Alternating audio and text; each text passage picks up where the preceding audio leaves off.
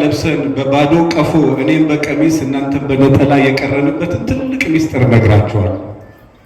ውስጣችን ባዶ ሆኖ ከላይ ሰው መስለን እንደው በሱፍና በልብስ ብቻ ተከናንበን ሰባኪውም እንኳን ለሰው ለሱ ራሱ አልገባውም የሚናገረው የተላለፍንበትን በጻፈ ሚልክያስ ትንቢተ ሚልክያስ ምዕራፍ 2 ከቁጥር 9 ላይ እንደዚህ ነው። በሕግ ለእግዚአብሔር መገዛት ሲገባችሁ ለሰው ተገዝታችኋልና እግዚአብሔርን መፍራት ሲገባችሁ ሰው ፈርታችኋል። ከዚህ የተነሳ እኔ አምላካቸው እግዚአብሔር ከሰው ሁሉ ፊት የተናቃችሁና የተዋረዳችሁ ሰዎች አደረግኳችሁ።